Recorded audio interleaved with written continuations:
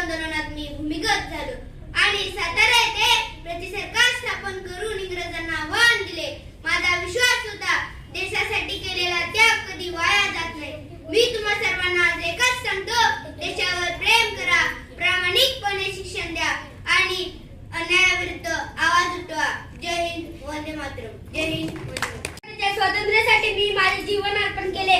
भगतसिंग आणि राजगुरू यांच्यासोबत इंग्रजांच्या अन्यायाविरुद्ध लढलो. देशासाठी हसत हसत फाशी स्वीकारलो. कारण स्वातंत्र्यापेक्षा मोठे काहीच नाही. स्वातंत्र्यापेक्षा मोठे काहीच नाही. माझा एकच संदेश, देशावर प्रेम करा, प्रामाणिकपणे शिक्षण घ्या आणि देशाच्या प्रगतीसाठी नेहमी कार्य करा. इन्क्लाब जिंदाबाद, वंदे मातरम. जय. आणि माझ्या वडिलांचे नाव स्वातंत्र्य.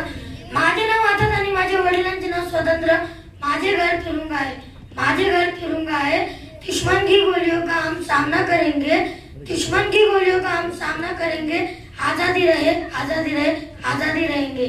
भारत माता की, भारत